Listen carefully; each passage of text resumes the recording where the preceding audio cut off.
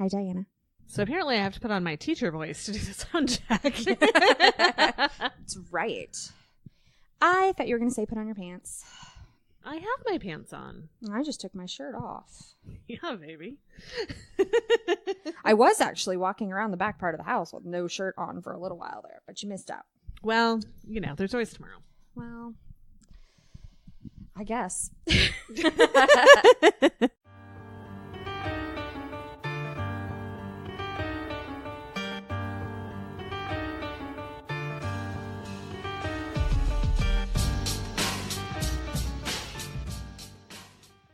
Welcome to Crime Crazy, the weekly true crime podcast with Aaron Pline And Diana Seacon. where we prove We know nothing about our legal system. but we're still crazy for a good true crime story.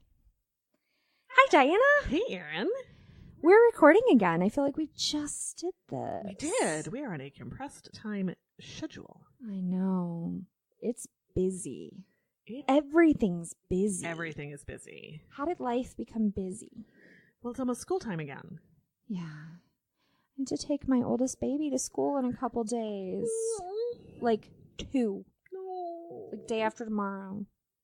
I'm kind of sad. I am sad. It's not even mine and I'm sad. I know. I'm really happy he's going back to school, like to his school, and he's going to go have that experience, and he's a junior. And Oh my God. But, oh my God, he's going away really far. Not as far as he went away the last time he went to school. It's true. Well, mostly just because we were closer, but yes. Well, right. That's where I was going. Although there is a lake that is really inconveniently placed. I understand there are lots of lakes. There are like But there's a 12,000 of them. Big one. There's a biggin in the way Yeah. between you guys. But I am excited to go see our boss's mother and father-in-law. Yay! They are so great. I'm really excited. I to can see imagine because they raised a pretty great kid from what I can tell. them. Yeah. I mean, he's all right.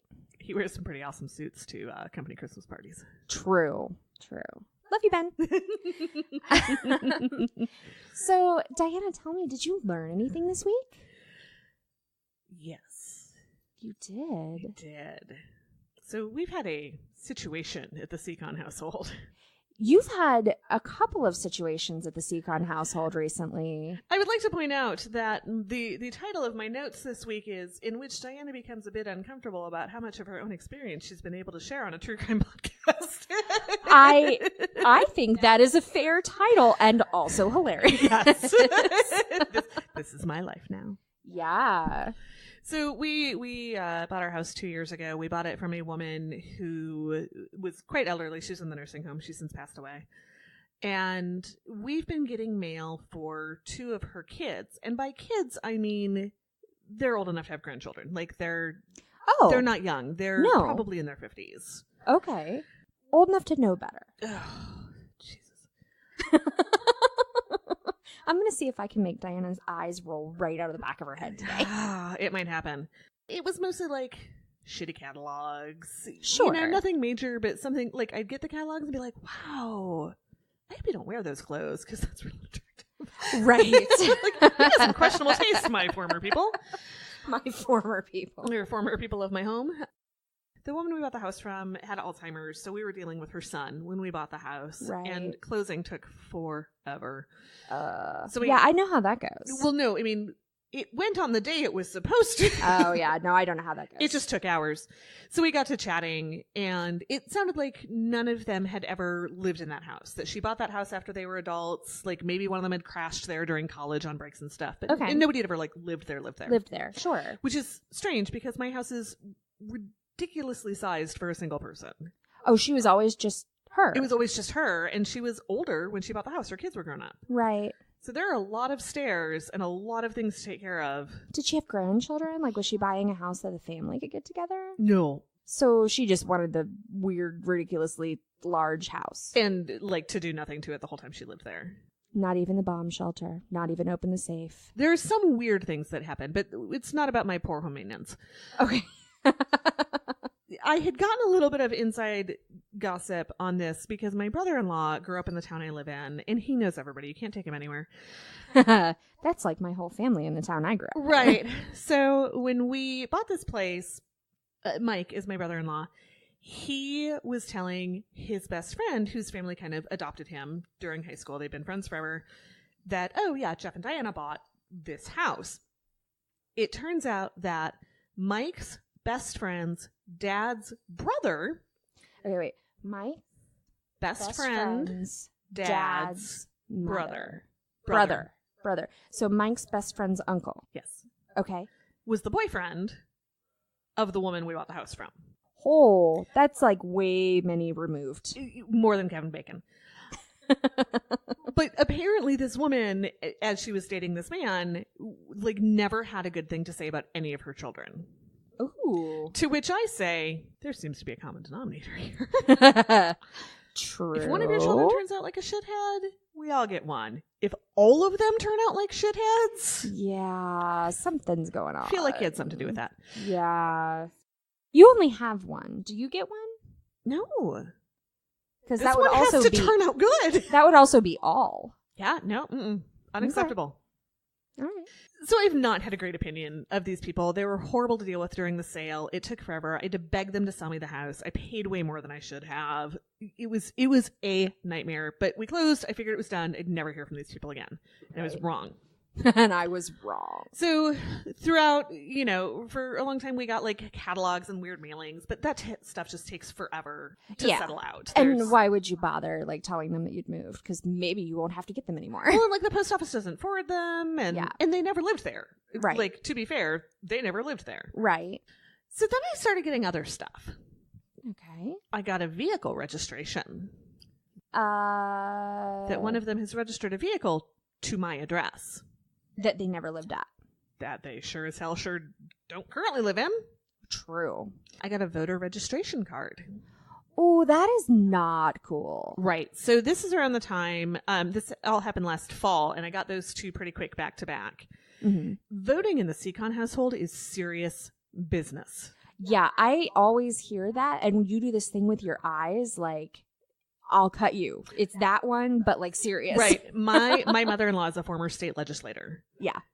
We vote. Yes. We look into what we're voting for. We do it all the time. Make informed decisions. Every available opportunity. Right. And for the district in which you live. Right. And my mother-in-law is a lovely, gentle, forgiving woman. Mm-hmm. But I knew the minute I told her that I knew that somebody was committing voter fraud, like our relationship was on the rocks if I did not do something about it. I called the local voter board, whatever it's called. And I'm like, hey, she's not allowed to vote here. She doesn't live here.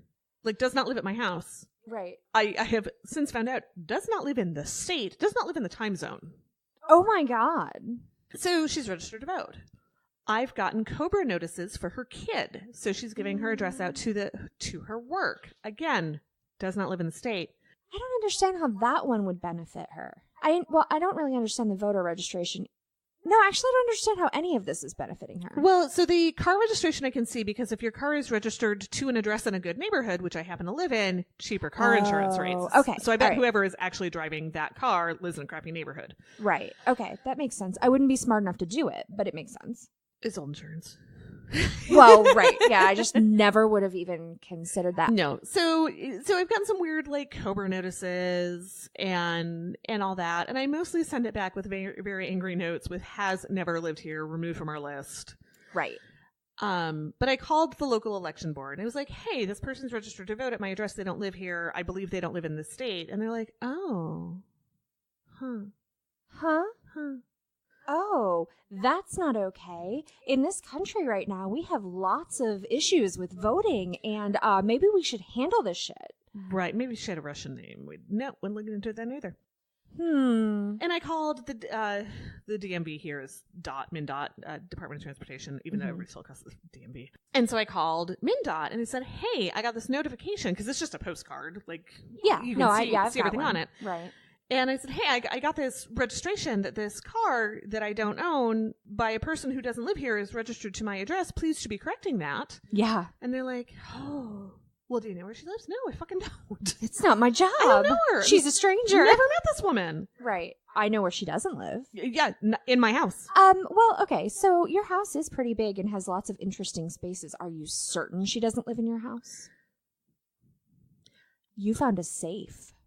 I You didn't did, know but it was there. under a bunch of stuff. She could be under a bunch of stuff. I feel like I would notice the lumps. Did things go missing? Like food? No. Did I ever tell you about my old house that happened in? No. Did you have somebody living in your walls? No. Oh. And I didn't lock the back door. If I was home and I kept missing stuff out of the fridge specifically, like I would have thought that there was a beer in there and there was no beer. I would have thought that I put a Coke in the fridge and there was no Coke. And then like an onion went missing and An onion. an onion went missing. And Jeff was like, you didn't buy it. Like you thought you did and you didn't. And Right, like, because where else would it have gone? Where There's would two it- of us, nobody has it. where would an onion go? And I was like, I am fairly certain about onion. And then a bag of hash browns went on the lamb. And you're like, Jeff, are you eating my shit No, out of and the he's fridge? denying. He's like, you just didn't buy it. You're just not remembering. And I'm like, no, like I wanted these hash browns. fairly certain I bought those. I did, but the final straw was I bought like a bubbly crust. Yeah. And I put it in the fridge, and he was there, and then it was missing. And I'm like, okay, we both saw the fucking pizza crust go in the fridge, right? And now my it's gone. God, I love this story. Right, but we didn't know what was going on, and I couldn't figure it out. And finally, I was up one day, and my office was kind of in the upstairs hall, which makes sense if you've ever seen that house. And I'm home with just Liam. He's having a nap. Jeff's at work or something. Mhm. And I hear the back door open, and there's like footsteps. It was a tiny, tiny house. Footsteps that sound like they're going to the fridge, like stuff is moved around, and footsteps go out. And I finally figured out it's our next door neighbor who must have been going on the downward slide to Confused. dementia. Yeah. But he'd come in and like take an onion or a beer. How funny is And once I started that? locking the back door, That end of stopped. problem. Okay, so experiencing that would scare the shit out of me, even if he was like this harmless little old man. But It scared me less when I figured out, like, it's Bill. He's coming into my house because so you knew him. well, we knew him, and we had figured out, we'd never been explicitly told, but like his brother was over there a lot, and Right, like, someone's taking care of him. well, and in talking to him, like, I knew something was going on. Gotcha. So once I figured, like, it's Bill, he's coming in, he's not going to make He's a fuss if I raiding lock the the door. He's raiding the fridge. fridge. He's taking what he needs out of there. I was actually less scared than I was when I just thought I was going crazy. Yeah, no, that would be terrible. That actually would be super, super upsetting. But as an anecdote, it is a great story. It's a pretty good one. But anyway, I'm fairly certain nobody else is living in my house. Okay. And if they are, they're certainly not contributing. If they could just like put dishes in the dishwasher every once in a while, I'd overlook it. Right, right. So I kind of did what I could last fall when this shit came through, and nobody was interested. The DMV didn't care. The election board didn't care. And I kind of let it go. It's mostly just catalogs and weird notices and shit that I'd send back. But I got a letter from the IRS addressed to this woman. Uh-huh. I am not a fan of dealing with the IRS. Nobody is a fan. Well, but of I dealing with have the a pretty IRS. specific rule about not to.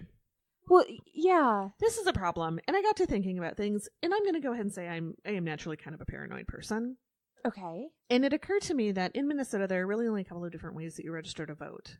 One of them is when you get your driver's license, and there's a little box that says, would you like to register to vote? And you Right. always check yes, because you would like to register to vote. That's how I am registered to vote where I live. Or, I didn't remember this, but you said that you can do it on your change of Change address of form. address. Yeah, I did it when I was still in Virginia. I was registered to vote here before we were even living here. Right. When I got this IRS notice, I got to thinking, I wonder, their car is registered to my address. Mm-hmm. They're registered to vote here. Mm-hmm. I bet they have a driver's license that has my address on it. That's creepy. Which means if they have a driver's license with my address on it, if they call Yeah. any locksmith, they can get into my house. True. So I called the cops. Yeah. And the real thing I've learned this week is that the cops do not give a fuck. Yeah. Because no crime against you has been committed? Right. So that seems to be the crux of it, is they are using my address, but they are not using my name. Right. They are not stealing my identity. Right. Although I think mine is better than theirs. I'm fairly certain that if you have to put an out-of-state address on your registration, your voter ID card, your taxes, your kids' health insurance, then yeah. And like I said, I did not have positive dealings with this family when we were in the house. It was a nightmare. They were awful. They were horrible to deal with. They were liars. I talked to the police yesterday, and I told them everything, and I pointed out the many, many, many different kinds of fraud that have been committed using Yeah, she's doing a good job. using my address. And the message I got back was, yeah, shit happens. Yeah. It sucks because it's like stalking, right? Where She hasn't done anything to you, but there's great potential. I mean, I'm worried that somebody could gain access to my house. And I've asked my local police, like, what are you doing to make sure I'm safe in my home? And they're like, yeah, there's no threat. I mean, people can get into my house. Right. It's like kind of a threat. At least it sounds like they don't have the money to travel to your house to break it. Well, I hope not. But, again, that lends the question of, have they been going through my mail? Yeah, that is so weird. And it's a weird violation. Now I feel like somebody could come in my house. Right. And even somebody who's doing their due diligence of checking ID and doing those things, it would check out. Yeah. And not everybody does their due diligence. Ask me. What did you learn this week, Erin? Okay, mine has nothing to do with crime. Yay! Okay, so this week I learned about the pangolin. The animal? Yeah. Oh. Which is a little like a hedgehog. It is. But it's also a little bit like a platypus. And a little bit like a pine cone. Yeah. Oh, they're so cool looking. What did you learn? I learned a ton of things. But the thing that I decided to tell was that they chew with their stomachs. They swallow all of the bugs that they eat pretty much whole. Stick their tongue. They have these enormous tongues. They slurp them up, right, like an anteater. And they swallow it. And in their stomach, they have essentially teeth. Like, it's made of like the stuff your fingernails are made of. Uh-huh. And it's all spiky. And then they have like strong stomach acid. But they grind it up. And they'll even eat stones to help grind up all of the bugs that they've eaten. Kind of like a gizzard. But then they also have like bony protrusions in their stomach for grinding up because they swallow everything alive. And so like tummy dentata. Yeah, it is. Which somehow is very upsetting. No, but they don't have to go to the dentist. No, I would imagine that you can't brush that. So hopefully it doesn't decay. But yeah, so they chew with their tummies. That is crazy. Some of them also have prehensile tails so that they really look like pine cones. And apparently they are like super, super heavily poached and endangered like everywhere because their armor, they're like scaly. If you don't know what a pangolin looks like, you gotta Google it right now. Yeah, you have to look it up right now because they're amazing. They look fake. But also people have made suits of armor for royalty out of their skins. Then but it looks like chainmail. It's amazing. Like, it's horrible, but it's amazing. And they are so insanely cute. They are ridiculously adorable. Oh my God, they are insanely cute. And they curl up in their little balls and they really look like pine cones. They do. And they use their tail to protect their face. And they're so cute. They're so cute. There's apparently a series, it's probably a YouTube series called like The Most Adorable Animal You Never Heard Of or something like that. My mom was showing them to Sophia and I was like, wait a sec, play that over again. I got to write it down for my thing that I learned this week. So that's where that came from. Now I know the next series of cute animal videos Liam and I will be watching. Yes. Oh. Yes. Much less disturbing than your radish video. Love my radish video. Yeah. Guys, you need to ask Diana about this radish video. I'll post it when the episode drops. Mm-hmm. Anyway. All right. So I feel like you have already told us a crime story. Kind of. But do you have another one? I do.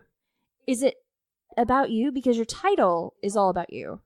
It is. But that was just my basic discomfort with the entire situation. Okay. So the story is not about you. No, but it is entitled... You're not secretly a serial killer. No secrets. Wait, you're a proud... Nah. Okay. So my actual title of my story is I've been thinking about mail fraud recently. I actually first learned that mail fraud was a big deal reading a crime novel, and I don't remember which one. I think it was John Grisham. But I've read some John Grisham. I really like him. I do too. But very formulaic, but yeah. Enjoyable. Yeah. The first four, like... Yeah. The reason I think it was a John Grisham is that I think it was the firm, and I think it was when they were compiling all of the charges, and one of the lawyers was like, throw in mail fraud. Well, we don't have any evidence. It's probably there.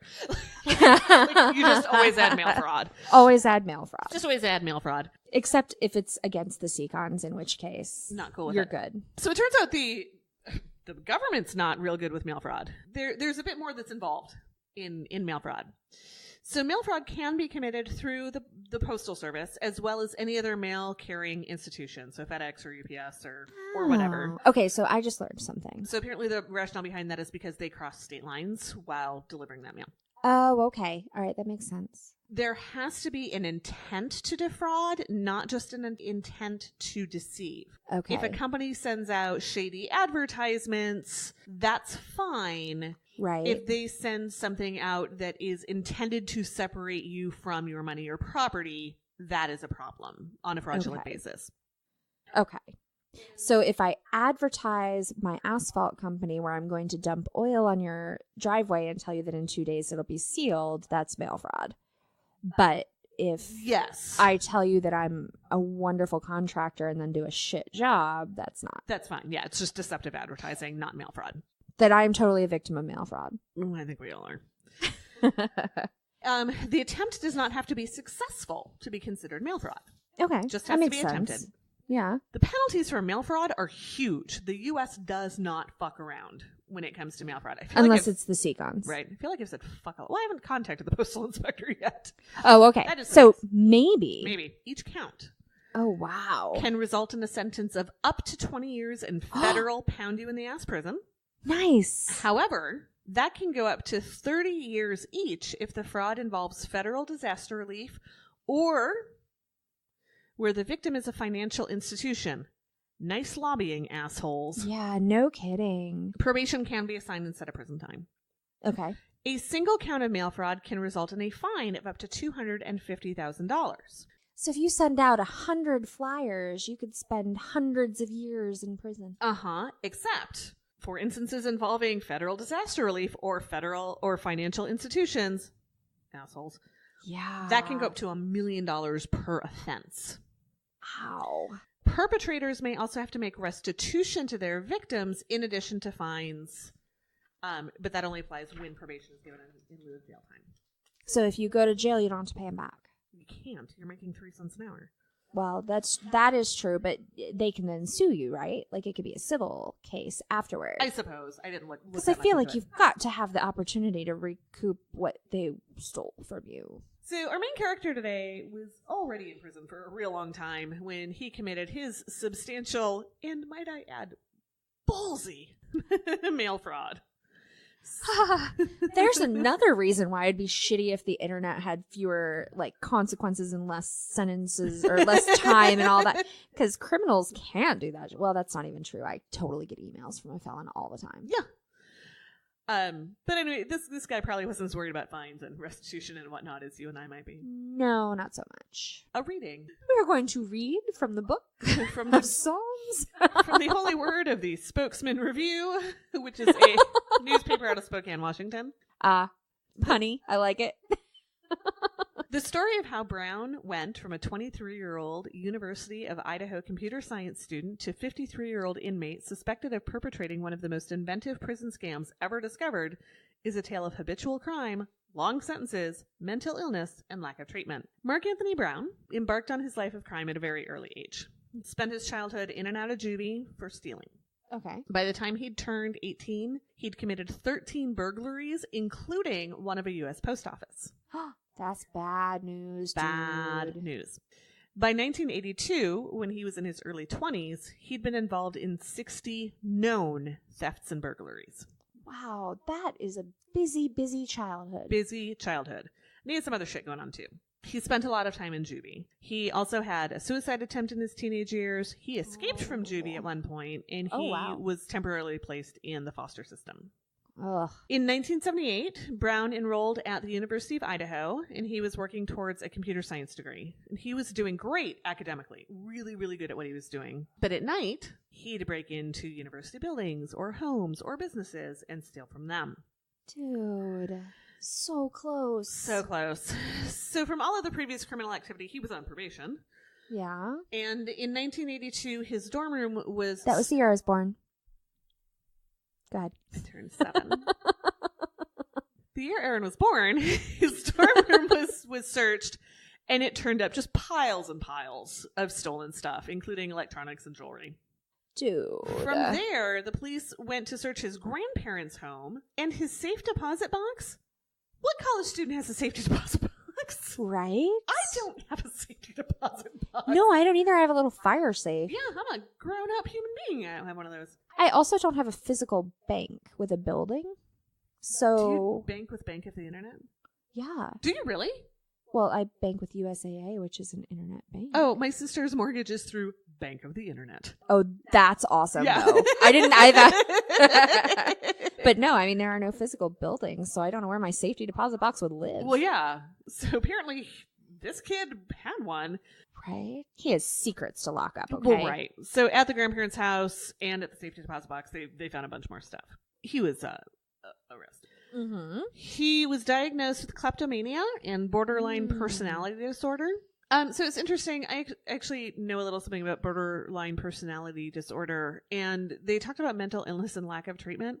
Ain't no treatment for borderline. No, there's not. But that doesn't mean he didn't also have something else. Well, right, and I don't know what's available for like kleptomania and some of the. I think there is therapy for kleptomania, so he could have had that. But I bet that often goes hand in hand with other things. Probably. He had a couple of diagnoses there. At the trial that followed from all of the stolen goods discovery, he pleaded with the judge for leniency. He admitted that he did need to be locked up, and then said, at the same time, I feel I need something else. I honestly feel that the things I've done stem from things I was never in control of. Ooh. So he has that awareness of, I know something's wrong and I don't know what it is. Right. Which is, I just feel like the worst place to be. Yeah, no, that would be terrifying all the time. Yeah. I could see how you could end up with a control thing like kleptomania if that was the state you were in. Yep. Where like I can't even control my own brain. Right. So, which is absolutely true with borderline, and also right. like there's less risk aversion, and like right. they can really play well together. Yeah, and pass. Yeah. Like do really well at school in computer science classes. Well, people with borderline tend to be very intelligent. Yeah, yeah, and they have. I almost think they have to be. Like sometimes they think I'm not smart enough to have a borderline personality disorder because you have to keep an eye on your own reality, which doesn't match up with everybody else's reality, and you have to keep that straight. And I can barely remember what we talked about 5 minutes ago. Yeah, no, I definitely, like when I think about like psychopath kind of things, and I don't, that's exhausting. It sounds exhausting. Right. It sounds like so much work. One of our coworkers once said something to the effect of, I'm too lazy to lie. And I really like that, is like just a saying, like I can't be bothered. But I kind of adopted that, not because I'm too lazy to lie, but because I can't remember my right like, right I barely remember the truth. I can't lie. Right. I'm gonna have to keep it all straight. It's gonna breed other lies. Right. So, yeah, no good. Can't go down that road. He did go to prison. The judge that he made that plea in front of was not impressed. Which is probably good, because he definitely could have made that plea totally it could have been a play. Yeah, easily. Although I feel, again, borderlines don't admit something. Well, I suppose they do if they feel like they can get something out of it. Yeah. So and how would you know? Well, that's the thing. He could have actually meant it. It could have been heartfelt. He could have been like, I know something is missing or wrong or weird or whatever. Or it could be like, I'm going to tell you that I think something is missing or weird and I want help. And play on your pity. Yeah. Right. Although, at the same time, regardless of whether he meant it or he was trying to get something out of it, he does need help. Yes. Not that there's going to be a treatment, but he needs something. That judge wasn't impressed. He did get a somewhat lighter sentence on appeal, but he did serve 12 years for that and got out on parole in 1994. While he was in prison that time, he had a bunch of disciplinary violations. Breaking rules, stealing, forging purchase orders at his job with correctional industries. Nice. He also tampered with the computers that he had access to change the driver's license status of other correctional industries employees. Wow. This is my favorite. He is smart. In 1986, he tried to submit a false claim in the Dalcon Shield litigation. What? From prison. Also, without a uterus. Yeah, that would be, no, yeah. Mm-hmm. Less impressive than the from prison. Right. So, man with penis, how has this IUD injured your uterus? Right. Well, So he got out in 1994, got on a parole. He found a job. they paroled him even with all of those disciplinary infractions? Oh, yeah. Wow. He did eventually find a job once he was out with a company called Applied Process Controls, and he provided technical support for industrial instrument. Oh, Lord. Technical support for industrial instrumentation controls. And he was apparently very good at this. Which is impressive because you can't even say it. Right? Definitely can't do it. I've been really mean to you today. I'm sorry. You've been hanging out with your dad. I think I have. He was very good at his job. The articles I read, his employer talked and really had nothing but good to say. Well, sure. Really good at his job, really good at customers, the whole package. Yeah. But he was soon up to his old ways. Yeah. Well, because that's not going to do it for him. Right. A state parole office in Boise was torched. Oh, wow. And 8 days later, alarms were tripped at another Department of Correction office in West Boise. Police... That went in a totally different direction because everything else he's done has been nonviolent. I mean, I guess breaking and entering, but... I mean, presumably breaking and entering. But everything else he's done has been... Well, and I'm not 100% sure that the two were related. I couldn't necessarily find information on that because arson was not his MO. It was always robbery. Not at all, right. So maybe that wasn't it, and it was just a coincidence that 8 days later, alarms were tripped at this other office in West Boise. Police responded, and they found a broken window and damage to computers, and they saw him in his 1978 VW bus. But also, stupid getaway vehicle. It's gonna be noticeable. Well, right. I mean, this is what, 94? Right. Yeah. You had a 78 VW bus, which is an awesome car. but no. Also draws attention. But he was whipping around the corner, like, trying to get away. They saw him. Right, yeah. He was arrested. His apartment was searched, turned up a bunch more stolen stuff, along with cages of exotic birds. Which was the only mention, and nobody ever said another word about the birds. I would like to know more about that, though, of all of the details here. That, and did he burn the place down? But right, still. yeah, not sure on either of those things. He was sentenced to serve up to 116 years in prison. Oh. Yeah, a lot of robbery. That's a lot of time, too. Yeah, once he was back in prison, apparently Idaho has a bit of a overpopulation problem, which, like, really, Idaho? What are y'all doing there? Well, yeah, but I think all prisons have an overpopulation problem. Yeah, probably. Because they probably build below, I mean, like, proportionally. They just don't have as many, right? Or maybe there's just nothing to do. I don't know. I don't know. I don't know much about Idaho. Potatoes. I love potatoes. He spent some time in a facility in Oklahoma, where he was sent due to overcrowding in Idaho prisons, and then he was returned to the Idaho Correctional Center, which is run by all of our friends, the Corrections Corporation of America. Mm-hmm. That's south of Boise. At some point, he acquired and moved with him throughout all of these moves an electric typewriter. Wow. Yeah. Nobody's real sure how that happened. Yeah, no, you can't order that on commissary or property. I am certain. Well, he had one. You can buy a tablet, but you can't buy an electric typewriter. Well, he had one. On August 28, 2009, a search of Brown's cell turned up some weird stuff. Mm-hmm. Numerous typewritten letters from various non-existent law firms proving, please see air quotes, that Brown had purchased various stocks or had interest in various class action settlements. Wow. When CCA officials went and had a look-see, he was placed in SEG for 5 days, reclassified to medium security, not sure from what, they didn't mention that, and lost commissary privileges for 45 days.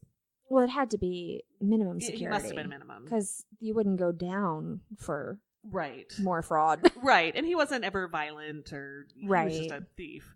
So then he was not at all charged for the arson. I'm guessing not. The Ada County Sheriff's Department was also notified that there might be a case of mail fraud at the prison. Might be. Could have just been bored. Might be a little mail fraud. Right. And at that point, it seems like the ball was dropped. CCA said that it did its job by notifying local officials, but the Idaho Department of Corrections said that they didn't know about it. And the sheriff's office does say that they received a report, but it seems like they didn't do anything with it. In October 2011, he was transferred to the state prison in Orofino. Okay. We're going to go with that. Sure. That sounds good. Yeah, he brought his typewriter. Yeah, see, if you're committing a crime in your cell, you should probably have the weapon taken away. Oh, but wait for it. Officials at that new prison never told any of this.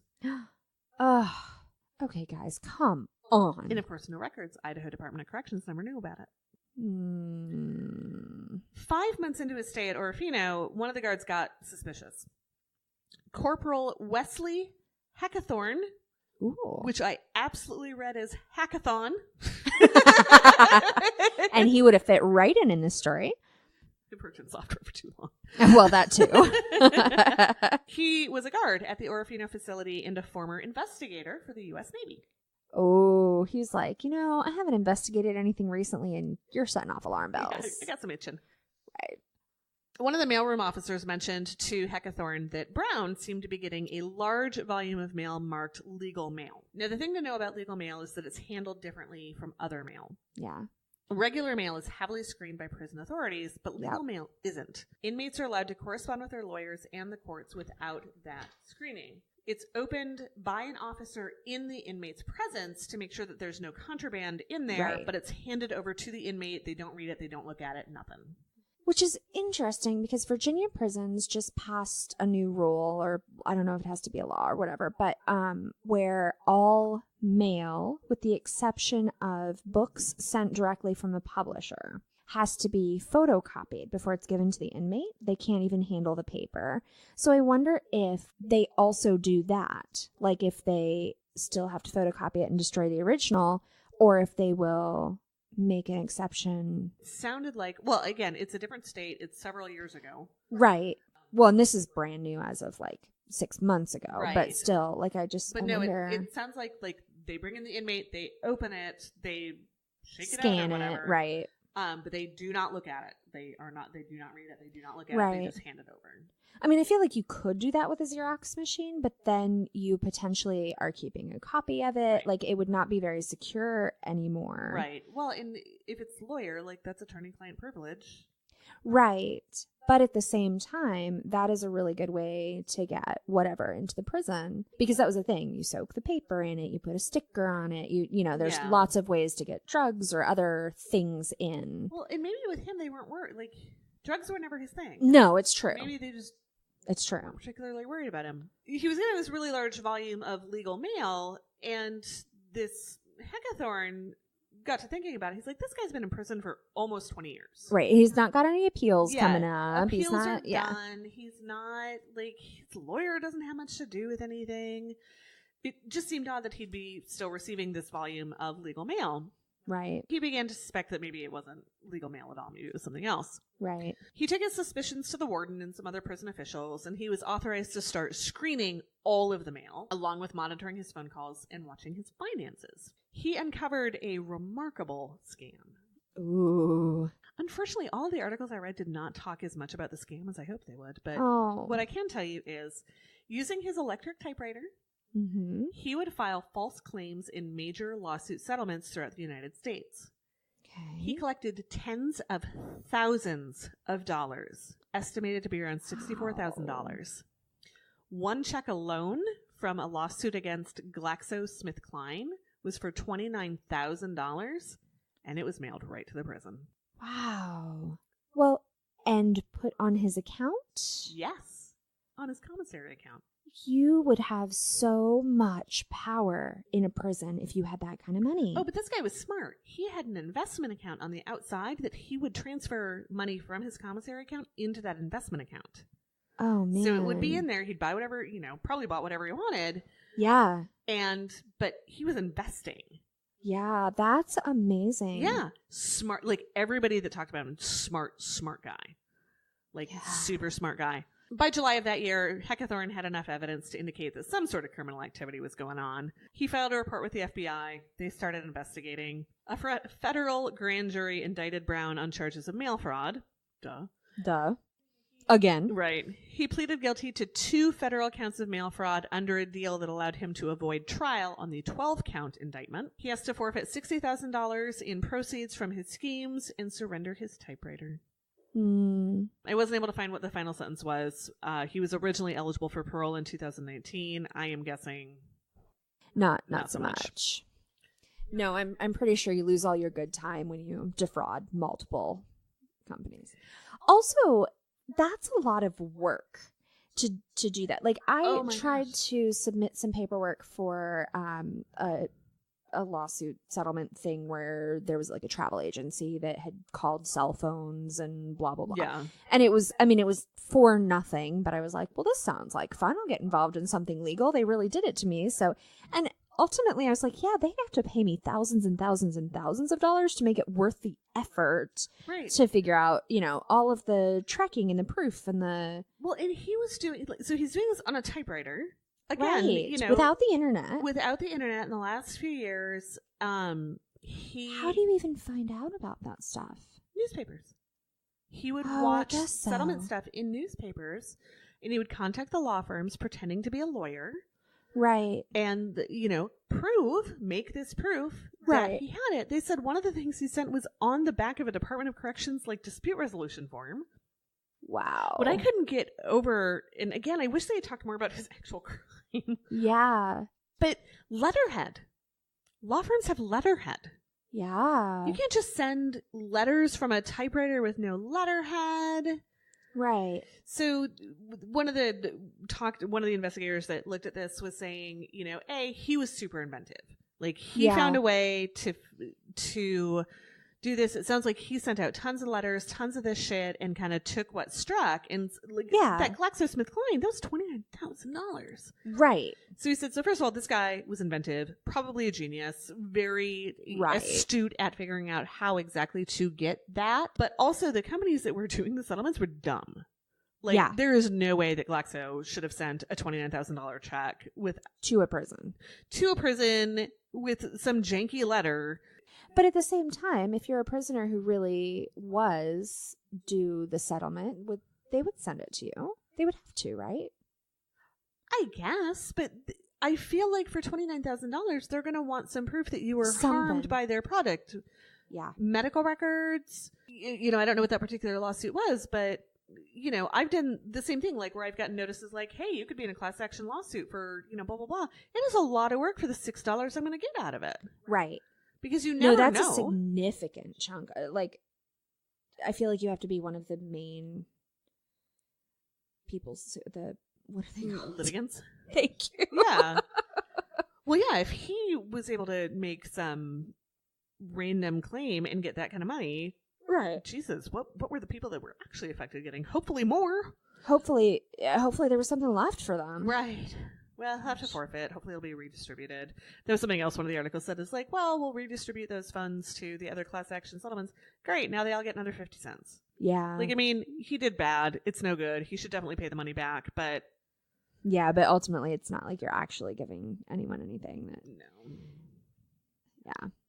Wow. I am so impressed. Yeah. Every once in a while there's a bad guy and I'm just I know he's a bad guy, but I'm kind of rooting for him because that's amazing. I am too. And I've got some beef against pharmaceutical companies. So sure. on one hand, I don't want things like this to run up drug costs. We had to have a whole talk with the doctorist about EpiPens that my kid needs, and there's a shortage and all this shit. And there's so much stuff that I'm not cool with it. Yeah. That I'm almost go on with your bad yourself and your $29,000. Well, and there's something admirable about the amount of effort and dedication and just work. Stick-to-itiveness. Yes. Yeah. Resiliency. Yeah. Yeah. But that took. He didn't earn the money because it was fraudulent, but he did work for the money. He put the work in, yeah. And that's impressive. Yeah. Not admirable. Don't end up on next week's episode. It's not okay. No. And, But it was kind of cool. It was kind of cool. And, we've talked a lot about murder lately. I needed a pick-me-up. I have dead people in mind. That's okay. Okay. I had fun with all those mail fraud things. I was so mad about the whole thing, and then I found this fun story about it. Well, and I don't think that I ever would have thought that a mail fraud story could be quite so interesting. Well, but so seems like the most boring crime ever. But it's not. So I was talking to my mom this morning, and she hadn't heard most of this. I was giving her the update with the stuff that I'd gotten this week. Yeah. And I was telling her about the one, I think it was like one of the first episodes you and I did together, about the guy that had all of the, was it UPS's corporate mail? Yeah, sent to his house that he was the new UPS headquarters. Right. Like, come on. Because she was given some kind of rigmarole with this relative that's passed away. They're having his mail forwarded to my parents. Oh, yeah. And she went to the post office and she's like, here's the situation. What do we need to do? And they gave her this whole thing about, well, you need to bring in the death certificate. You need to do blah, blah, blah, blah, blah. And she's like, fuck that noise. She went on the internet and changed it because they don't ask for anything. Yeah, no. And so she was like, but they should ask. They should do this. And I'm like, let me tell you a story. Right. Wow. Yeah. So sometimes mail fraud is fun. Diana, I know that you believe in Don't End Up on next week's episode, but I'm not sure you believe. Not really committed to it. I mean, you're all about don't end up on the episode, but not necessarily because you didn't commit the crime, which is the intent behind it. So if people are going to do untoward things, this isn't so bad. Well, yes. And no. But yes. I mean, the burglary's bad. The burglary's bad. But the screwing Glaxo, you're okay with I'm that a tiny bit okay with. Guys, I worry about Diana's moral compass. No. I never promised anyone that I had a moral compass to begin with. You have one. It's just pointing south. No. Yes. Awesome. Well, I like it. I do too. I want to know more about this guy. Yeah. Yeah. Agreed. Yeah. All right. So do you have a story for me? I do. Mine is, well, actually, you're going to know mine because we've talked about it, but it's also not so satisfying. Like, it doesn't have a really clear ending. It's not really solved. And it doesn't, it's pretty modern. Like, it's just a little frustrating. I feel like I should have gone first so that we could end on a high note. But apparently we're going to do this. Whoops. So mine has to do with the Cecil. Because when you were doing all the stuff about the Cecil and Pigeon and all of that stuff, one of the things that you brought up was Elisa Lamb. Yeah. And we said, oh, we should do that. And I was like, okay, I'm going to do it. Let's So do I this. did it. Oh. So I thought that by now we'd have a little bit more resolution. And ultimately, it ends up kind of being a bunch of people on the internet with a bunch of different opinions and no good ending. So I'm giving you that disclaimer now so you don't get your hopes up. But I did learn a lot of things that I did not know or did not remember. So it's pretty interesting. So Elisa Lam, who was, her actual name is Lam Ho Yi because she is Cantonese. Mm. Her parents were from Hong Kong and emigrated to the United States where I think they owned a restaurant. But she was born in Vancouver. So not the United States so much. Not at all. No, yeah. I don't know. Well, okay, because she ended up in the United States. That's why I have it in my head. Right, but on behalf of my Canadian people. Yeah. Yeah, not the same. No, not the same. But the rest of the story will take place in the United States. Because she actually went to college at the University of British Columbia. And also not in the United States. Also not in the United States.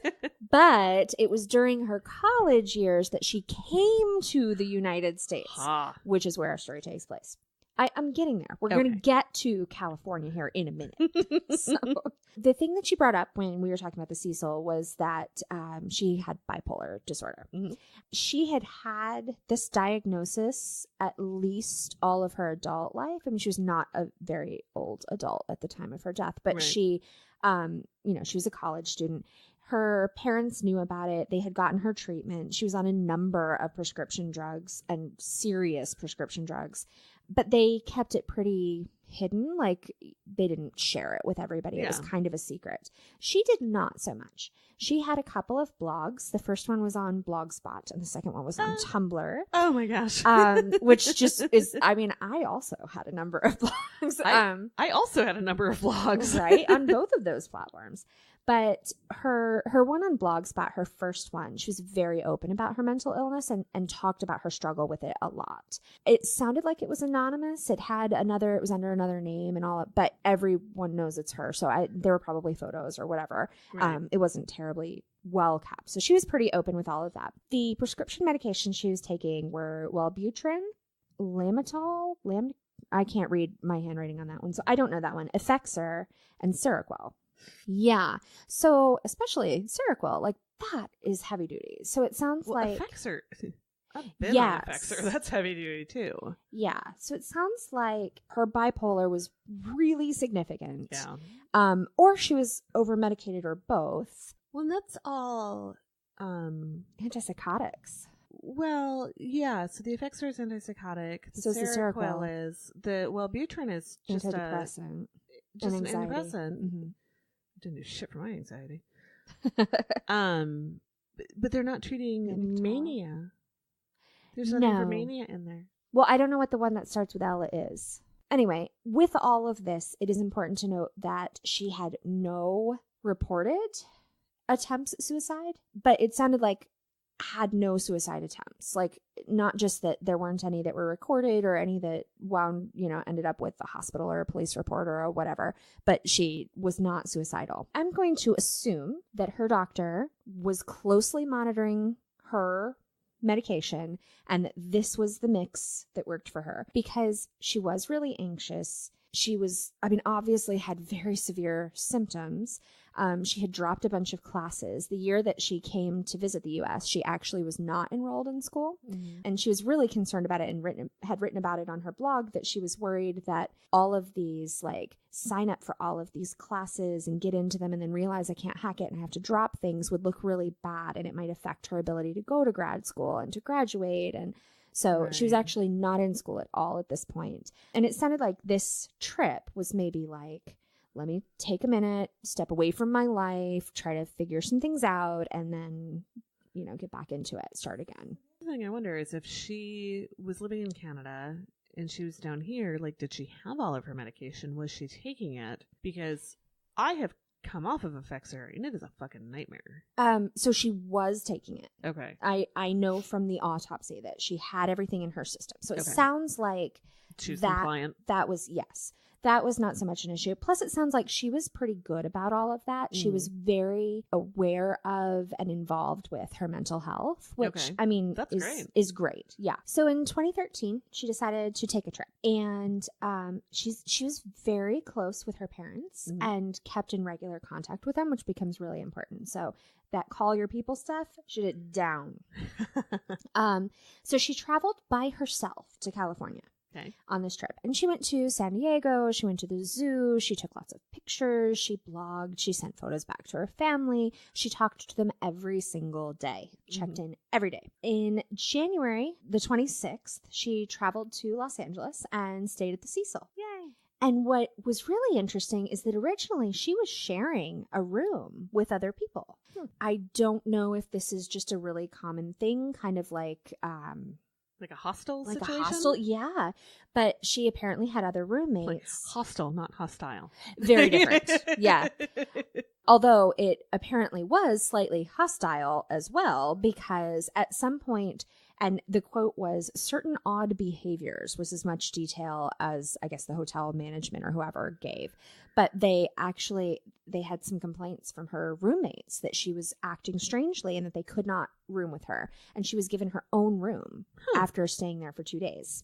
Things were already not going well. There wasn't enough detail to know whether the certain odd behavior was her quirks and her mental illness, that it was just how she was, or if it was the odd behavior that came next, if it was the precursor of that. Or if they just didn't want to room with somebody. Right. Well, and it sounds like she probably had the potential to be kind of a difficult person anyway. Okay. Just she was a little odd. She had a lot of dark quotes and concerns and that kind of thing. Both of her blogs, she had a quote on the header or whatever. And it was kind of dark. It was worrying, being worried about missing out, essentially, this fear that you're not doing what you're supposed to in life. Or I forget exactly how it went, but it was kind of dark. I think that probably #FOMO. Yeah, a little bit. Except in a, like, anxiety kind of way. Not in such a YOLO. I feel that.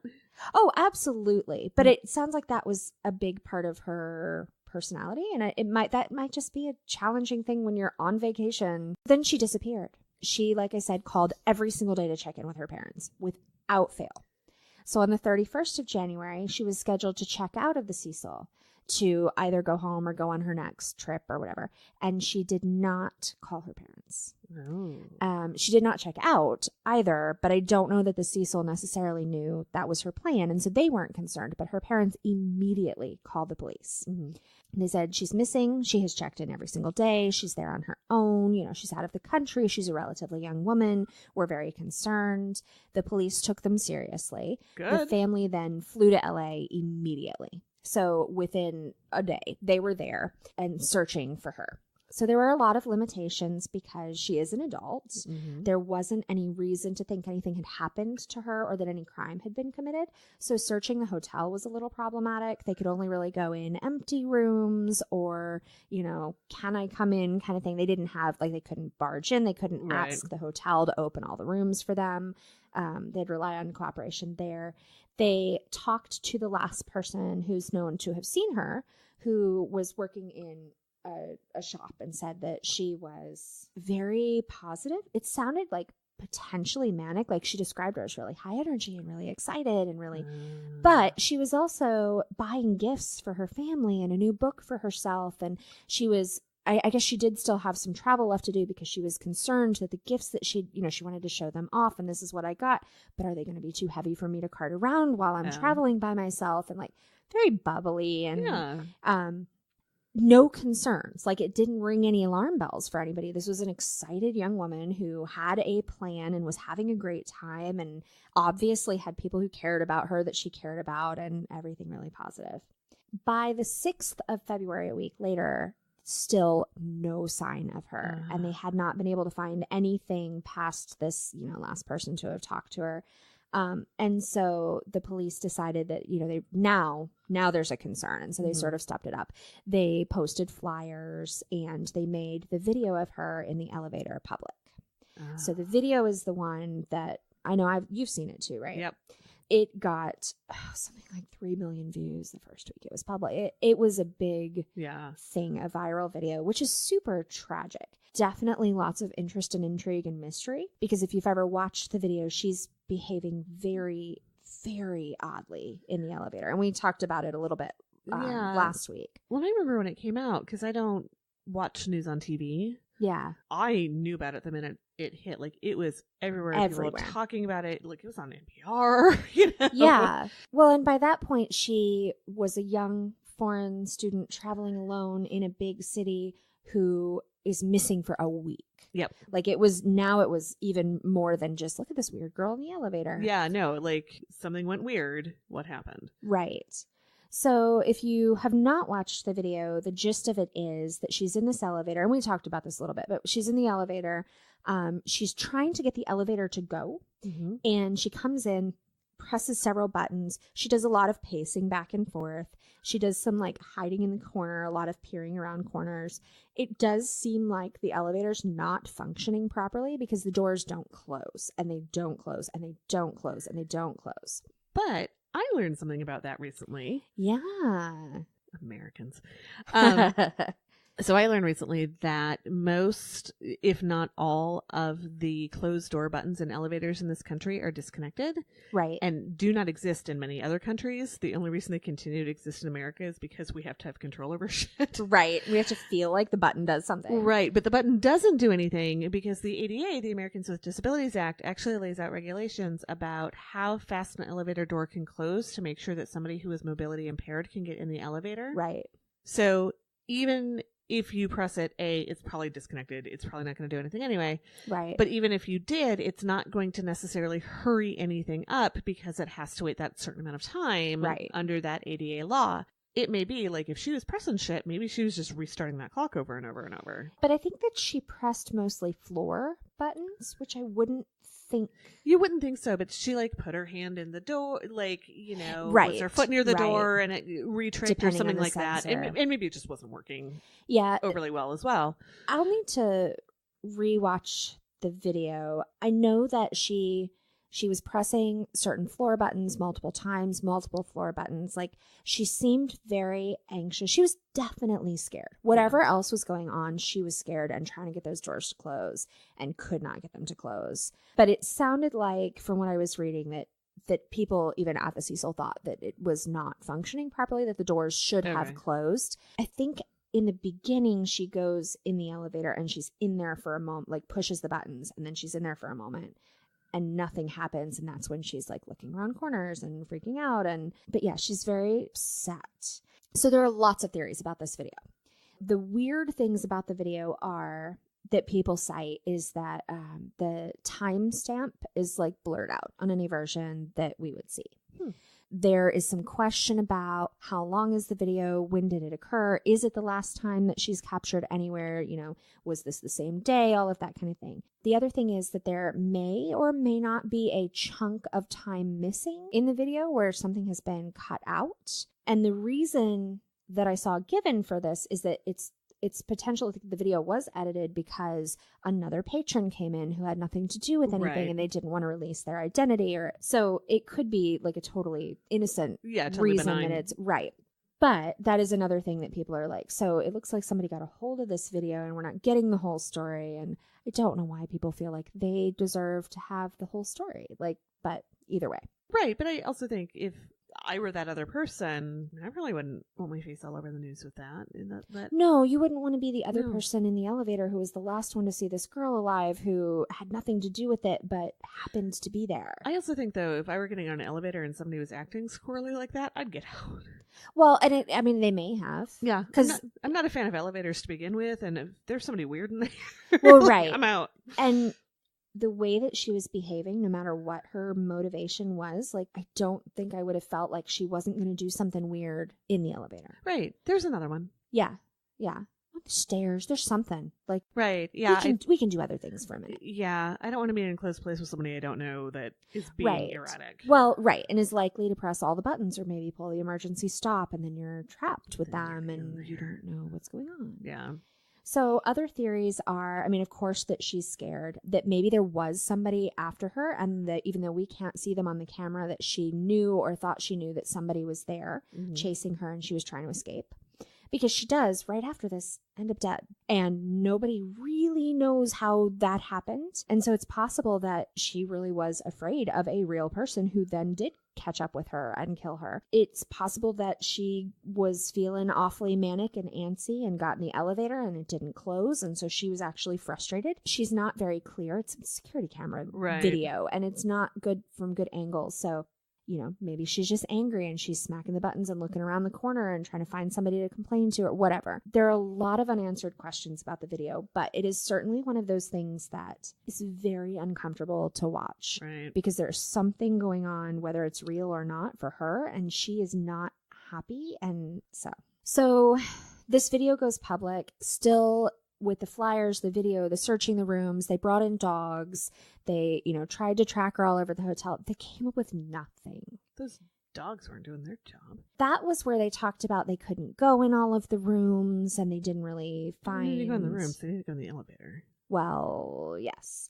But once you get in the elevator, I don't know why they wouldn't have known where she got off the elevator. So that's the question I have, but I think I'm going to wait until you're further along to ask it. So nothing is discovered. The dogs are ineffective. The flyers are ineffective. Releasing the video really just causes the video to go viral and gets a lot of interest, but it doesn't help anybody. There are so many armchair detectives who have all of these theories, and we're going to be that right now. Literal Absolutely. Armchairs. 100%. But not ultimately helpful. So then some more time passes, a couple weeks, and the water pressure in the hotel is not great. Some of the guests are complaining that their water is a funny color, that it's black. that when they brush their teeth, it doesn't taste right, that when they shower, it smells funny and it's, not doing good. They go up to check out the tanks and they open up one of the tanks, which are on the roof. They open up this tank. The way the tanks are designed, they're very, very large tanks. They're up on the roof. Yep. In theory, no one can get to them. However, it becomes pretty obvious pretty early on that actually, even though you can't go up the elevator or the stairs and go out onto the roof, you can just climb the fucking fire escape right up to the roof. Yeah. And that anyone who worked at the hotel or stayed for any length of time would have known that. It would have been very easy to get up there. But then you have to get the hole for this water tower is on the top. Mm-hmm. And it's really high. And there are no permanent stairs or steps or ladders or anything. You have to have another way to climb up there. So bring a ladder or whatever. And the cover that's on it is very, very heavy and would be challenging for one person to remove, but really, really challenging to replace, especially if you're in the tank, which is where they found her. They drained the tank and then they had to cut it open to get her out because the equipment they needed to remove her body could not fit through the hole. So they actually just totally sliced this thing in half to pull her out. I'm not going to describe the body, but it was bad. I mean, she'd been in the water for weeks. Yeah. A body in water. She'd been in there for a long, long time. It made a lot of the autopsy and the blood tests and the tox screens and all of that really, really challenging and not very accurate. The initial cause of death was cited as accidental drowning, with bipolar being a strong factor. Sure. I mean, essentially suicide and or manic episode that led her to do something dumb. Essentially. And do you get the, adrenaline strength when you're in a manic episode? Like, I don't know. The mom that pulls the car off a kid or something like that. I don't know that it's that significant. I think you get the energy, but I'm not sure if I don't know. Yeah, I don't know.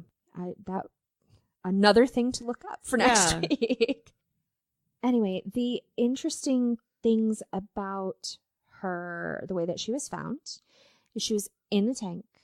The lid was closed. She was totally naked, but her clothes were in the tank. And her clothes were apparently covered in some sort of sand-like particulate. And that was all the detail given on that. So I don't know if they had been laying outside the tank and someone tossed them in, if she had been on a beach or a sandy roof or something before she got in. But wouldn't that have washed washed away at that point? I don't know. Maybe it was sticky. I don't know. Weird. Also, it's very strange to me if she just went in this tank of her own accord that she would have taken her clothes off but kept them in the tank with her. Her watch. What else are you going to do with them? I mean, if you're going to go skinny dipping in the tank, wouldn't you leave them out where they're dry? Not if my intention were to kill myself and not go swimming. But if your intention is to kill yourself and not go swimming, wouldn't you leave your clothes on to help weigh you down? Or, I mean, why would you take them off and put them in the tank with you? Like, I just can't think of any reason why that... Would they have come off her? She was severely bloated. So I think if anything, they would have been more on her. I don't think they could have... She didn't fall apart, so they didn't slide off of her. Okay. So what about her watch? She started saying something about She that. had her watch with her, not on, but in the tank with her, and her room key, but not her cell phone, and they never found her cell phone. Well, that's weird. They did the autopsy. They said there was no trauma to the body that they could tell. I mean, granted, it was rough, but I mean, she hadn't been stabbed. She hadn't been bludgeoned. There are things that you can tell. There was a little question about sexual assault because she had some blood pooling like in her anal area, and it's possible that was due to some sort of assault, or it's possible that was just something that happened to her body as it floated in the water. And both are apparently reasonable explanations for that. Well, it could have been consensual beforehand. Oh, well, yeah, there's no way to tell. I mean, but like, no, if you don't do it right. Sure. Yeah, I mean, I feel like there could have been lots of issues. Plus, like the medical examiner said, it was just because she was in the water and because this is how, and it was really more, I think, maybe even internet theory that like, well, wait a second, but couldn't that also be? Yeah. So it was noted, but not necessarily remarkable. Not remarkable. She was very, very bloated, very decomposed. They tried to do a toxicology report. She didn't have enough blood in her body to do an effective one. So they did find traces of all of her prescription medicines. So it appeared as though she had been taking those properly. Mm-hmm. They also found some cold medicine and some Tylenol. Okay. They also found alcohol, but really, really low levels, like not even driving impaired levels. Not even college student on vacation in California levels. Not even that. Again, none of that can really be taken as, that there wasn't anything else in her system or that she hadn't been more drunk or that, because it just was an inaccurate, incomplete report. Right. But they did at least verify that she was on her meds the way that she was supposed to be. The parents did try to sue the hotel. They said that they had not taken reasonable steps to ensure that people didn't get hurt the way that their daughter did. And you're rolling your eyes, and that's pretty much what the court did too. They said, they made it so you can't get up there easily. Yeah. Well, I think the parents, I mean, they were super upset. Obviously, there was no one to blame. Something horrible happened to their child, but also it was very easy to get to the water tanks. Like that was not you look from the outside of the building and then you just go up. But I don't feel like that's very easy. As a fat broad with poor upper body strength, I couldn't make it up there. No. But I don't think at that age I could have made it up there, nor would I have thought to. Yeah.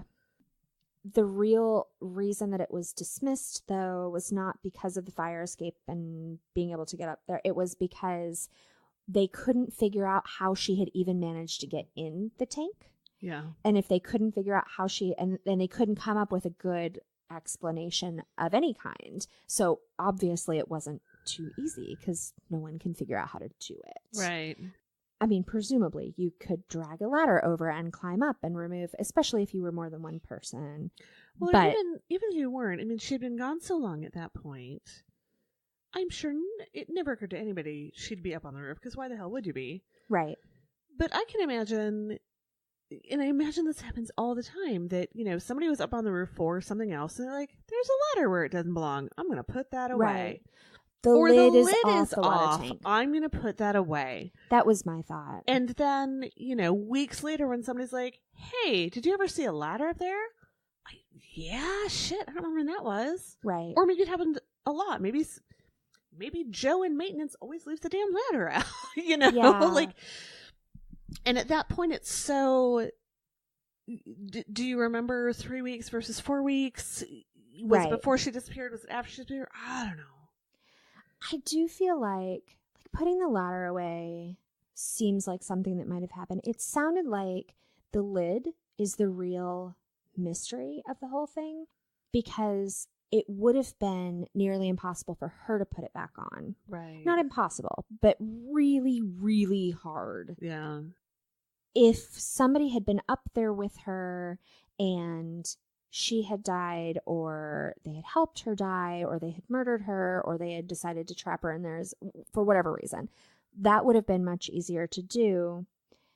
I feel like if the lid was off and you came up and you're like, there's a ladder and the lid is off, unless that is something that happens all the time, which it did not sound like the case. Right. I feel like then later when people are going, well, how the hell did she get the lid back on? You'd go, I put the lid back on, right? I don't remember if it was before or after, but I have done that. Like, unless there's some reason to hide it, I don't understand why somebody wouldn't. That was the only reason why I wasn't like, well, obviously somebody just straightened up and then never thought to say anything. If it were noticeable, if it wasn't something that happened all the time, I might ask someone. Right. That I work with, like, hey, I noticed the lid is askew. Are you doing something? Is there a reason? Like, I don't want to mess up your work. Right. Or glance in. Or can I go ahead and take care of that for you? If the ladder's there and the lid is open and you climb the ladder to put the lid back on, you didn't peek in to make sure that nobody's working on the inside of it, or, you know, an animal hasn't fallen in. Like, honestly, I am so unobservant of my surroundings. Yeah. That there could be bodies everywhere, and I would not. You might have someone living in your basement and you don't know. I literally was at the grocery store Saturday night, and I'm circling this table because they had tiny, tiny breakfast treats, and I was intrigued, and I was trying to make the selection of what I was going to bring home because there were so many options. And I'm circling this table, and I'm looking at it, and I'm comparing my options, and I hear all of a sudden, "Fine, Auntie Di, don't say anything." And I look up, and there's my friend Sarah and all three of her kids looking at me, and it's like, "How long you been standing there looking at me?" And they're like, "A while." And they were not much farther away from me than you are. Fair. All right. So no, I can absolutely see if I am busy and there's something askew, I can absolutely see myself being like, "God damn it," climbing up the ladder, moving it, putting the ladder away, and never thinking about it again. Yeah. And not looking and not absolutely. But if you then later found out that there's this big mystery about how the lid got back on, you don't think you'd remember and be like, "No, I might have actually done that." Right, but that comes down to is it something that happens all the time or is it not? Well, but if it is something that happens all the time, then I still feel like someone at the hotel could say, "Well, yeah, it'd be really hard to do from the inside, but we always put the lid back on because it's always off." Yeah, that's true. So it would have to be remarkable that somebody did that. Otherwise, somebody would have said it happens all the time. Well, right. And if it was remarkable, then you'd remember. And if it wasn't remarkable, then you would say, "But that's not remarkable." Right. So I feel like either way, the lid being put back on, the ladder being put away, I buy that more. Oh, yeah. But going up there and doing something hard sounds like something you'd remember. Right. But again, that brings me back to, is there some sort of mania strength that, because you said it is very hard, but not impossible. Right. If she was all amped up, if she's got the adrenaline running, if she thinks somebody's after her and she can hide in this place without understanding how dangerous it is. And take off all her clothes and watch. Yeah. I mean, she also was potentially seriously hallucinating in the elevator. So it doesn't have to make sense. Well, it doesn't have to make sense, but I'm thinking about, is it bath salts that people get naked? Not that she's on it, but there are some drugs that you feel like you're burning up inside. Yeah. And frankly, I had that fever for 40 days and I got naked a couple of times. Yeah. You know? I think that some ecstasy, there's something with either something that you take with ecstasy or some kind, too high of a dose does increase your internal body temperature. But she also would have been in the water. Maybe she stripped because she felt like she was drowning. It doesn't have to. Well, yeah, because people with hypothermia strip. Yeah. Dilatov fast, baby. Yeah. A lot of them were naked. The other two things that are weird and a mystery are, and this one I just don't feel like is much of a mystery, but people pointed out because her cell phone was missing. Yeah. Her blog continued to post after her death. However, Tumblr has a tool just like we do with our podcast where you can schedule it. Oh. And so it's entirely possible that she scheduled things throughout her vacation to post. I mean, she was busy doing other stuff. She may have just had a backlog of posts that were scheduled to go off.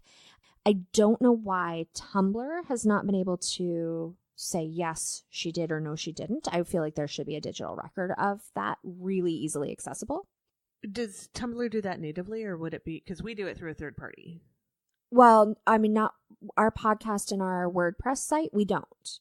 Those I do I schedule them. So when I go to publish the episode on Monday night or sometimes Saturday or Sunday, I just schedule it to post using that platform. Right. Our social media, we use a third party. A different thing. But I've never used Tumblr. Does Tumblr do that scheduling natively? It does. Okay. Yeah, it does. That was what people assumed, is that they have it's called queue for them. And there's a queue function and that she probably used that.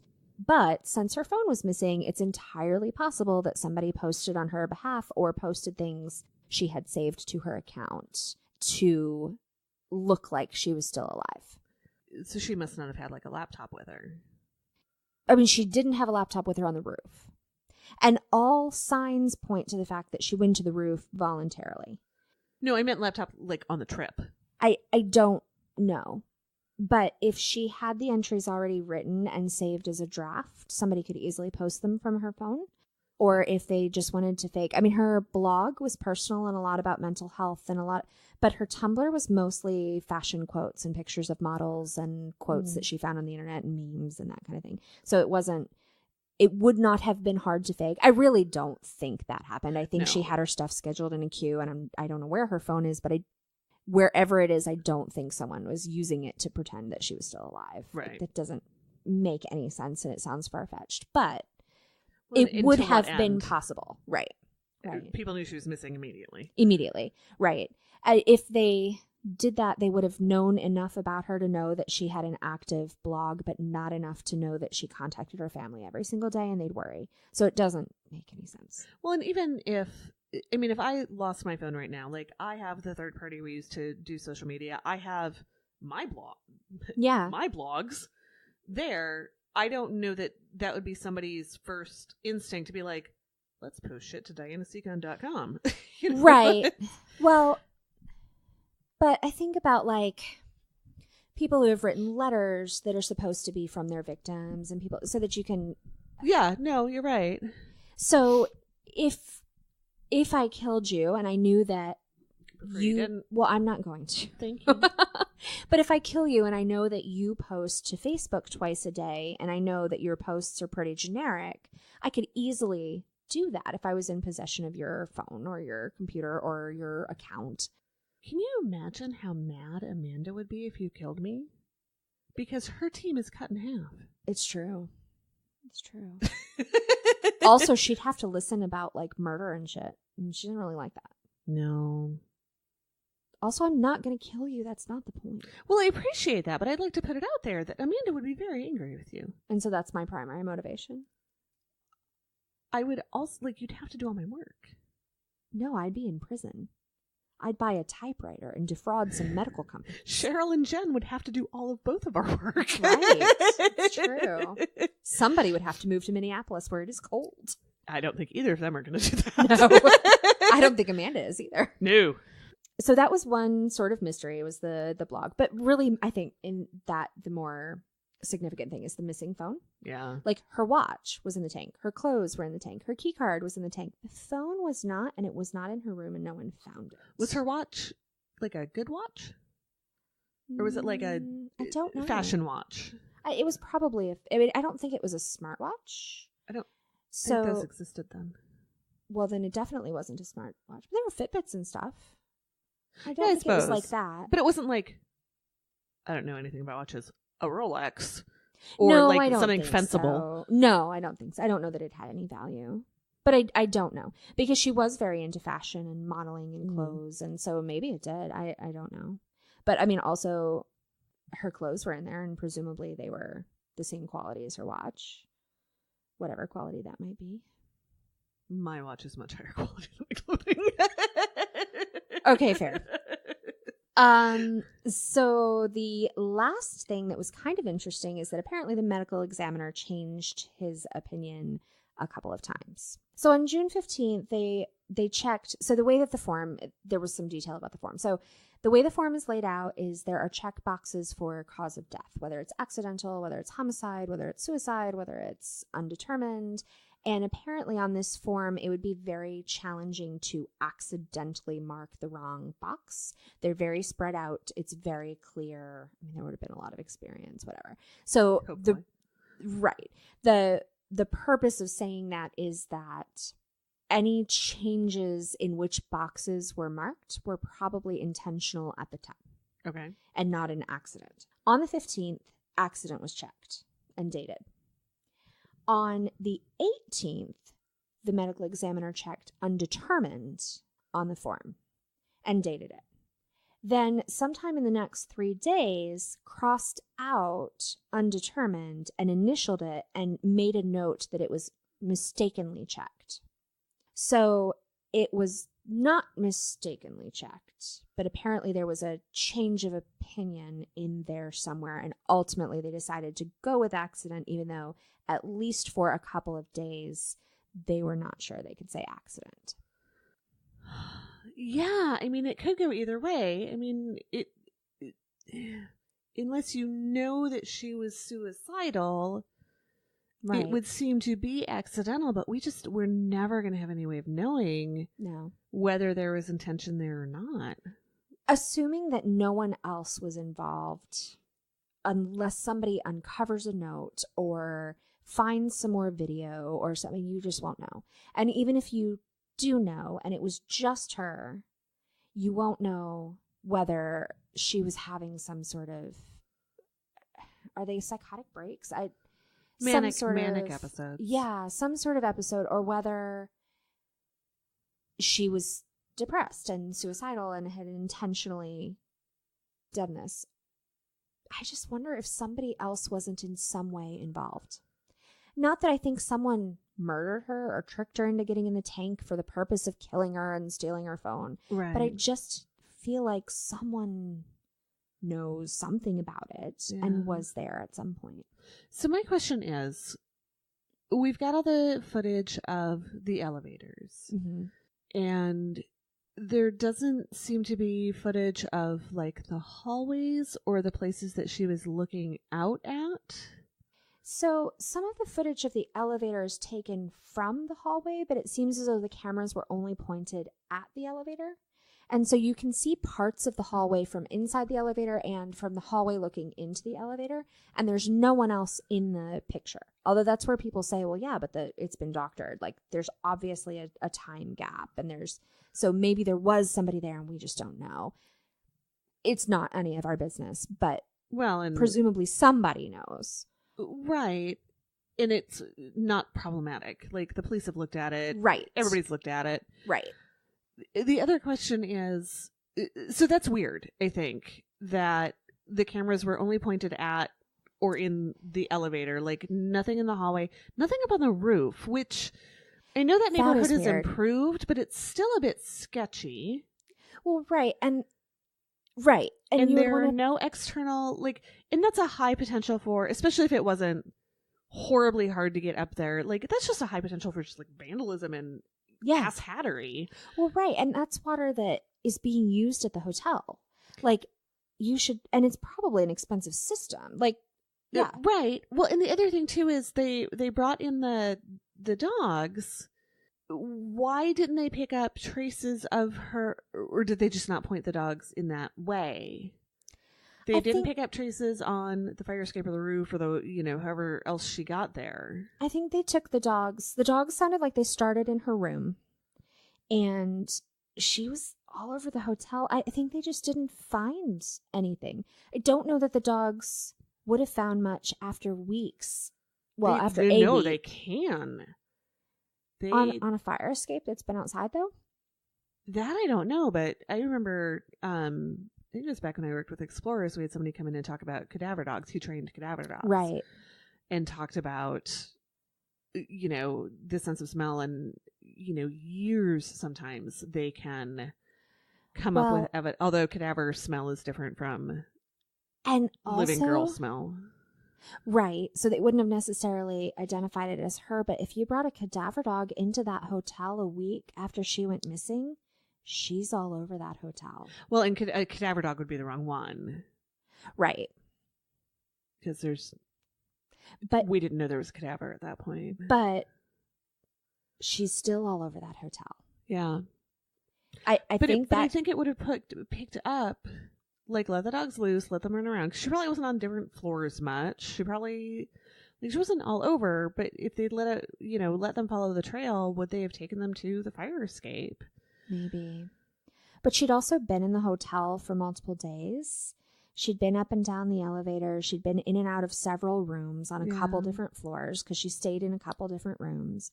They couldn't go into all of the rooms, so we don't know how she got to the fire escape, whether Right. she, went out of a room that she'd been in, whether she, I don't know, even in a hotel where all of the fire escapes go. Well, yeah. I mean, I was thinking, I didn't realize there was a fire escape involved. I was thinking that she had somehow gotten like to a stairwell up to the roof and figured out how to get in, because fire escapes, I mean, they do make them accessible from when you're inside, but not necessarily easily, and they're not down at the street level. Like, she didn't climb up, I think that's like 17 stories or something. Yeah, no, she didn't.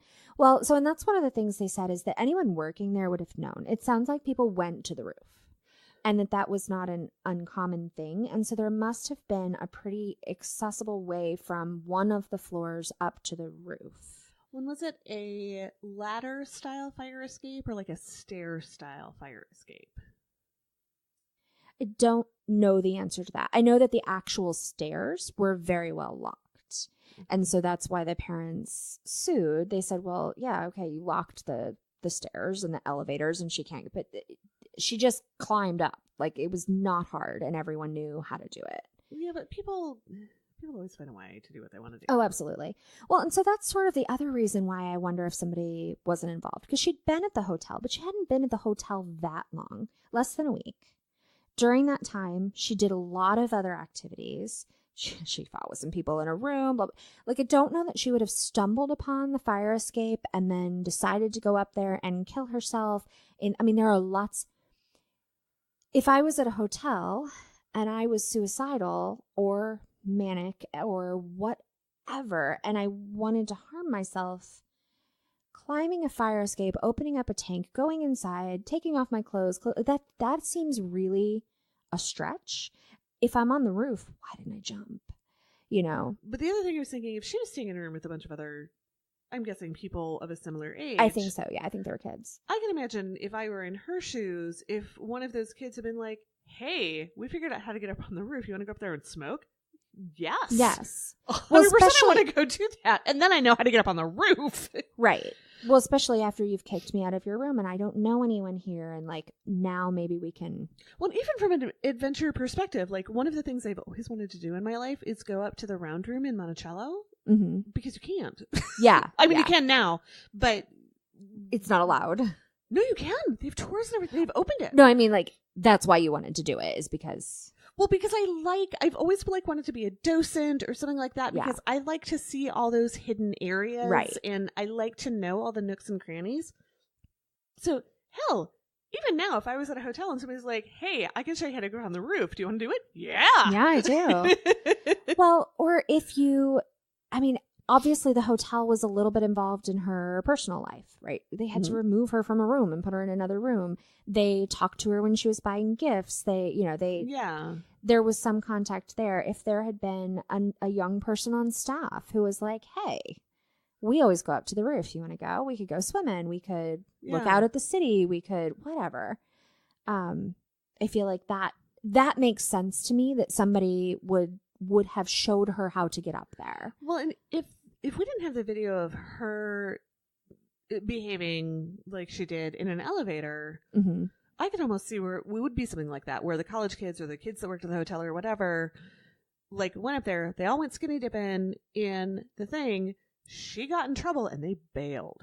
Well, right. And that was my other thought. Like, they tossed her shit in because they didn't know what to do. Somebody stole the phone because that's valuable and it's electronic. Yep. And they all ran away. They put the lid back on. They put the ladder away and pretended like they were never there. I just think that's a really reasonable explanation. Yeah. Also, it makes sense why no one is admitting to putting the lid back on and putting the ladder away, and how she got up there in the first place. And the best thing would be that she wasn't there with a group, that she was there with a person. Yeah. Did she get picked up at a bar, or did she get friendly with one of the people in the room at the hotel, on the street? Yeah. Somebody who worked there knew the stuff. Yeah. I mean, now I feel like I'm saying the employees did it, which no, but I mean, it could have been anybody. It could have been somebody who stayed. It could have been an employee, but it could have been somebody that, again, hey, I know how to do this thing. Do you want to do this? Right. They go, they skinny dip. She gets in trouble. Yeah. He or she throws the shit in, closes the lid, never says a word. Yeah. Well, and totally accidentally, and it doesn't sound like there's any reason that anyone would have wanted to kill her. No. They didn't steal all her stuff. Only her phone is missing. There was no physical harm done to her. I mean, unless somebody took her up on the roof, raped her, and then panicked and needed to cover it up. And that's how she ended up, which is also, I think, totally plausible. Yeah. I'm just frustrated that I don't think there's any way to solve it. Because it doesn't sound like video surveillance did the trick. It sounds like some people know something about her, and that, and it is recent enough and still unsolved that maybe there is more to the story. We just aren't allowed to know it because it's still an ongoing investigation. Yeah. But it sounds a little concluded in that people are just kind of like, yeah, we're just never going to know. She was acting weird and she probably got herself into trouble. Yeah. But you never know. When I was a kid, we didn't know where the Titanic was. Wow. That makes you sound so old. No, true story. We didn't know who Deep Throat was. Yeah. Like, there were a lot of mysteries that I did not think would be solved in my lifetime that totally have been. Yeah. Speaking of which, Colonial Parkway murders, Yeah. I am so frustrated. Oh, no. Someone tell me who did this. I know you know. I gotta read that book. It was really good. The end was a little heartwarming. Just be warned. Also, it's about a bunch of wonderful children who die. And I'm just going to always talk about that forever and ever. And then somebody's going to get annoyed and be like, you know what? I did it. Fine. I'll confess. Stop talking. No. Yeah, that's good. Fine. All right. We'll take it. So, well, Diana, I think that we should wrap it up because my dog is snoring on my lap. I couldn't tell if it was the one in your lap or the one over there. Well, maybe both. Yeah, the one over there is the louder one, but it's matching up with the breathing on my arm. So I think it might be this one. So I'm wondering if we have any shout outs or things we want to talk about. It's been a little light on the shout out front. Tons of listens though. Oh my and gosh. A lot of thank you guys for answering my foot poll. At the time of this recording, it has only been about 24 hours, and we have a ton of people who answered that. Also, all your feet are wrong. What the fuck is wrong with you? Hey. They can't help it. I know. Not everybody's, perfectly formed. I know. I'm sorry for your deformity. I think technically we are the ones with the deformity. We're the ones with the feet correctly shaped. Look at a shoe. It is designed to fit my foot. There is no shoe that's designed to fit this monstrosity. Yeah, but the top of the shoe is totally designed to fit your foot. They are not pointed at the big toe. I don't know what shoes you guys are wearing. I hope your feet don't hurt. What do we need to tell our listeners? Well, first of all, we need to tell our listeners that Crime Crazy is sponsored by M. Gillum and Elizabeth Wilder. Woohoo! Yay! Show sponsors support Crime Crazy through Patreon at the $10 per month level or above. Thank you. Yes, you guys are awesome. You are heroes. I am looking at a whole table full of stuff you helped us buy. It is true. It is true. And it is fantastic stuff. And the table. Erin is so excited about this new computer she got. It is so nice to just be able to put the files on there and it works and it doesn't crash and it doesn't lose my stuff. Yeah. I'm also really excited about the microphones. Yeah. Hey guys, there's a couple other things that I need. So you should visit our Patreon. If you'd like to support Crime Crazy, please check out our Patreon. Go to patreon.com/crimecrazypod or search for Crime Crazy Podcast. All patrons get a monthly shout out on the show. And we go, woo! Yeah, we do. We also give shout outs for reviews. So if you'd like to receive a shout out, please rate and review us on iTunes or your podcast catcher of choice. We give shout outs for all reviews, but we like the 5-star ones the best. It's true. Do we want to tease about our upcoming exciting news? We could. We have upcoming exciting news. Was that the tease? That's it. We do. Very soon. Actually, after this episode drops, it may even be current.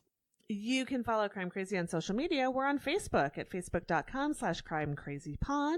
From there, catch up on the conversation and tell us all about your weird feet by joining the Crime Crazy group. You can follow us on Twitter at crimecrazypod, on Instagram at crimecrazypod. Visit our website at crimecrazypodcast.com or email us at crimecrazypodcast@gmail.com. You can follow us on Twitter. You're at Erin Plein. I'm at Diana_Secon.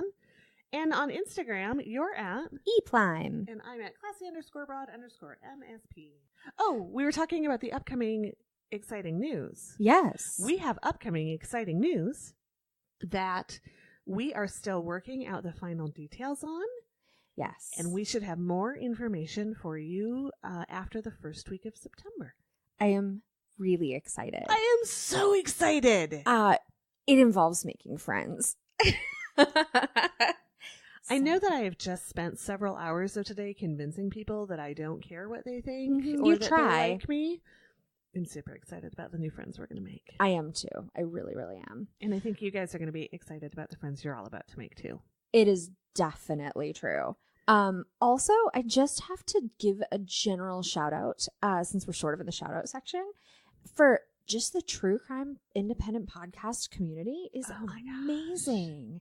They are so wonderfully supportive and tight knit. We were talking to somebody recently about that and just about how they're like, we know everybody. Yeah. And you tweet them and you can ask them questions. Like, it's just a very nice, supportive community and not competitive. And very much so, it's which great. is such a relief from so much more of the internet. Well, right. The internet, but just also life. But yeah, no, it's Right. super, super nice. So on that note, if there is a true crime podcast that you listen to that is not us, like, that's totally cool. But also, if they're good, let us know. We would like to listen to them as well. Absolutely. There's so much good stuff out there. Absolutely. It's overwhelming. It is. Yeah, there's not enough hours in the day to listen to all of it, but at least you can always listen to something. Yeah. I used to be able to listen to stuff while I worked, and I can't do that anymore. No. And it's really cutting down on my great podcast time. I am so far behind on You should take the everything. bus. No, nope, don't take the bus, Diana. It's not worth it. Honestly, I wouldn't get any listening time because from my place to work, it's 3 different buses. Like, Well, and also mess you around would with them. end up on next week's episode. Murder everybody. All right, so Diana, do you have any good advice for us this week? I do. You do? Mm-hmm. You're so wise. Oh, I thought ass was coming after that. It's not what I was expecting at all. My friends, don't poach the funny, cute animals. No. Snuggle. Love. Take photos of. Take photos of. Make funny videos of. Maybe even send a few dollars to an organization that helps those funny, cute animals. It's true. Love them. Yes. Call your people. Yes. And don't end up on next week's episode.